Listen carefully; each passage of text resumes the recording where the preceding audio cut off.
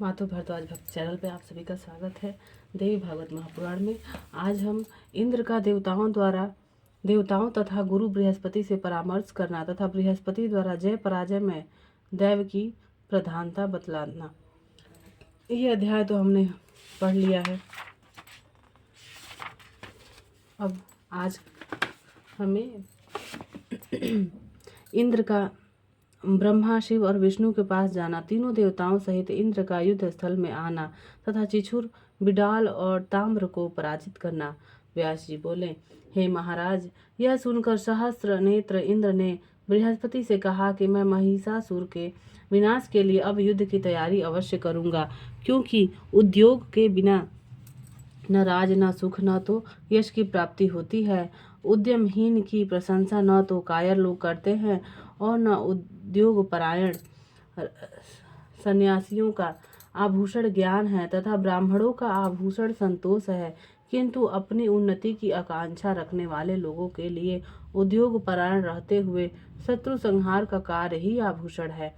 हे मुनिश्रेष्ठ, उद्यम का आश्रय लेकर ही मैंने वृत्तासुर, नमुची तथा बल आदि दैत्यों का संहार किया था, उसी प्रकार मैं महिषासुर का भी वध करूंगा। आप देव गुरु बृहस्पति तथा श्रेष्ठ आयुध वज्र मेरे महान बल के रूप में सुलभ है।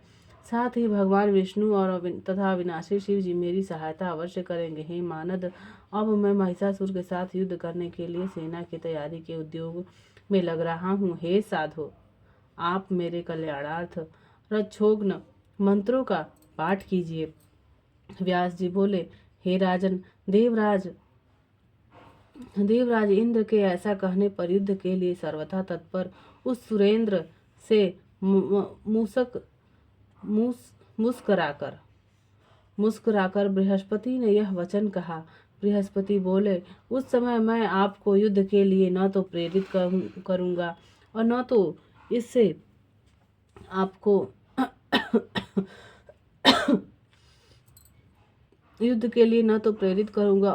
इससे आपको रोकूंगा ही, क्योंकि यह युद्ध करने वाले की हार तथा जीत दोनों ही अनिश्चित रहती है। हे सचीपते, इस होनहार के विषय में आपका कोई दोष नहीं है।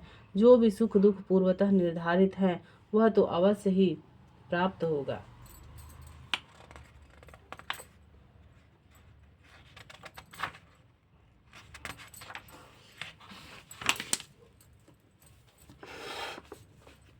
भविष्य में आपको प्राप्त होने वाले सुख या दुख के विषय में मुझे कोई भी ज्ञान नहीं है, क्योंकि हे वासव, आप यह बात भली भांति जानते हैं कि पूर्व समय में अपने भार्या के हरण के अवसर पर मुझे बहुत ही कष्ट उठाना पड़ा था।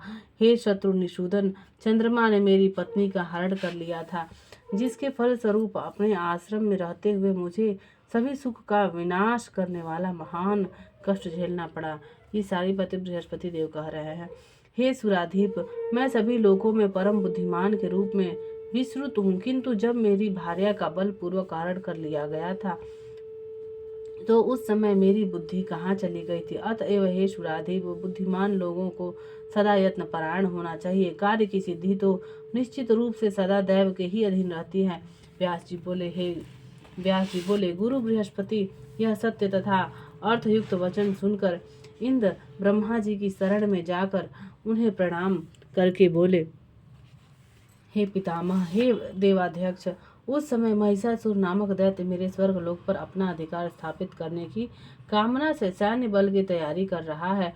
अन्य दानव भी उसकी सेना में सम्मिलित हो रहे हैं। वे सब के सब सदा युद्ध के लिए आतुर रहने वाले महान पराक्रमी, युद्ध कला में अत्यंत प्रवीण हैं। उस दानव से भयभीत होकर मैं आपकी शरण में यहाँ आया हूँ। हे महाप्राज्ञ, आप तो सर्ववेत्ता है तथा मेरी सहायता करने में पूर्ण समर्थ है। ब्रह्मा जी बोले, हम लोग इसी समय शीघ्रता पूर्वक कैलाश चले और वहां से शंकर जी को आगे करके बलवानों में श्रेष्ठ विष्णु भगवान के पास चले। तत्पश्चात सभी देवगणों के साथ परस्पर मिल कर देश काल के संबंध में भली भांति विचार करके एक समुचित निर्णय लेकर ही युद्ध करना चाहिए। अपनी शक्ति तथा निर्बलता का सम्यक ज्ञान किए बिना विवेक का त्याग करके दुस्साहसपूर्ण कार्य करने वाले व्यक्ति पतन को प्राप्त होता है। व्यास जी बोले, यह सुनकर इंद्र ब्रह्मा जी को आगे करके समस्त लोग पालों के साथ कैलाश की ओर चल पड़े।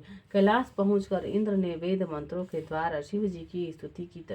पश्चात स्तुति गान से अत्यंत प्रसन्नता को प्राप्त भगवान शंकर को आगे करके वे विष्णु लोक गए। उन देवाधिदेव भगवान विष्णु की स्तुति करके उन्होंने वहां अपने आने का उद्देश्य बताया तथा वरदान पाने के कारण गर्वोन्मत्त महिषासुर से उत्पन्न उग्र भय के बारे में उनसे कहा। उनके भय को सुनकर भगवान विष्णु देवताओं से कहा कि हम देवगण युद्ध करेंगे और उस दुर्जय का वध कर डालेंगे। व्यास जी कहते हैं, ऐसा निश्चय करके ब्रह्मा, विष्णु, महेश तथा इंद्र आदि देवता अपने अपने वाहनों पर चढ़कर चल पड़े।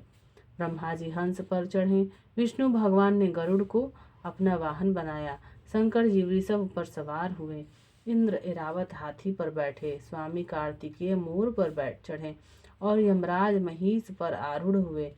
इस प्रकार अपनी सैन्य तैयारी करके देवता लोग ज्यों ही आगे बढ़े तभी उन्हें महिषासुर के द्वारा पालित मदोन्मत्त दानवी सेना सामने मिल गई। इसके बाद वहीं पर देवताओं तथा दानवों की सेना में भयंकर युद्ध आरंभ हो गया। वे एक दूसरे पर बाण, तलवार, भाला, मूसल, परशु, गदा, पट्टिस, शूल, चक्र, शक्ति, तोमर, मुदगर, भिंदीपाल, हल तथा अन्य अति भयंकर शस्त्रों से प्रहार करने लगे। महिषासुर के सेनापति महाबली जिछुर ने हाथी पर चढ़कर इंद्र पर 5 बाणों से प्रहार किया।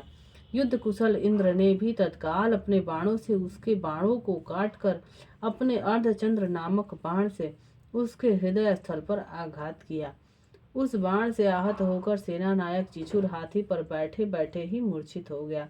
इसके बाद इंद्र ने हाथी की सूंड पर वज्र से प्रहार किया।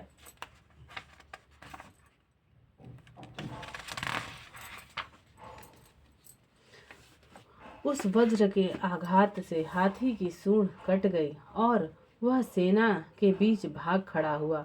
उसे देखकर दानवराज महिषासुर कुपित हो गया। उसने विडाल नामक दानव से कहा, हे महाबाहो, हे वीर, तुम जाओ और बल के अभिमान में चूर इंद्र को मार डालो। साथ ही वरुण आदि अन्य देवताओं का भी वध करके शीघ्र ही मेरे पास लौट आओ। व्यास जी बोले, उसकी बात सुनकर वह महाबली विडाल एक मतवाले हाथी पर सवार होकर युद्ध के लिए इंद्र की ओर चल पड़ा। उसे अपनी ओर आते देखकर इंद्र ने कुपित होकर विषधर सर्प तुल्य तीक्ष्ण बाणों से विडाल पर प्रहार किया। उस विडाल ने शीघ्र ही अपने धनुष से छूटे हुए बाणों से इंद्र के बाण काटकर पुनः तत्काल अपने 50 बाणों से इंद्र पर आघात किया। तब इंद्र ने भी कुछ क्रुद्ध होकर उसके उन बाणों को काटकर अपने सर्प तुल्य तीक्ष्ण बाणों से उस पर प्रहार किया। अपने धनुष को छूटे हुए बाणों से उसके बाणों को काटकर इंद्र ने अपनी गदा से उसके हाथी की सूंड पर प्रहार किया। अपनी सूंड पर गदा के आघात से वह हाथी बार बार आर्तनाद करने लगा और पीछे घूमकर भागता हुआ वह दैत्य सेना को ही कुचलने लगा, जिससे दानवों की सेना भयाकुल हो उठी। तत्पश्चात हाथी को युद्ध भूमि में से भागा देखकर वह दानव विडाल लौटकर चला गया। पुनः एक सुंदर रथ पर सवार होकर देवताओं के समक्ष रण में उपस्थित हो गया। इंद्र ने विडाल को रथ पर सवार होकर पुनः सम्रांगण में आया हुआ देखकर अपने सर्प तुल्य तीक्ष्ण बाणों से उस पर आघात करना आरंभ कर दिया। वह महाबली विडाल भी अत्यंत कुपित होकर भयंकर बाण वृष्टि करने लगा। इस प्रकार विजय के इच्छुक उन दानवों के बीच भीषण युद्ध होने लगा। क्रोध के प्रभाव से व्याकुल इंद्रियों वाले इंद्र ने विडाल को विशेष बलवान देखकर जयंत को अपना अग्रणी बना लिया।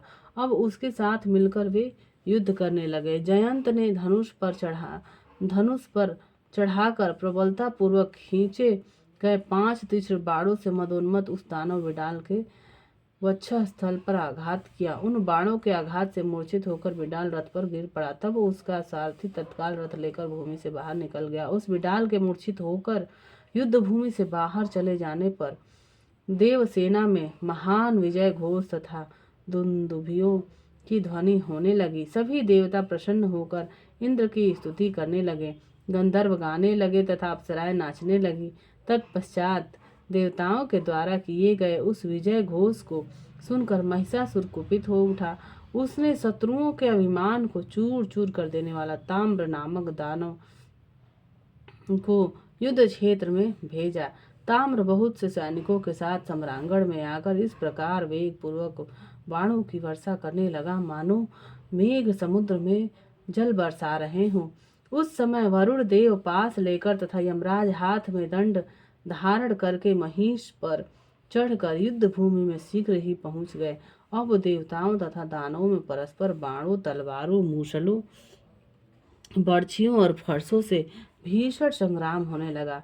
यमराज के द्वारा अपने हाथों से फेंके गए दंड से ताम्र आहत हो गया, किंतु वह महाबाहु ताम्र सम्रांगण में से हिला तक नहीं। ताम्र उस संग्राम भूमि में वेग पूर्वक धनुष को खींच खींच कर अति तीक्ष्ण बाण छोड़कर इंद्र आदि देवताओं पर शीघ्रता से प्रहार करने लगा।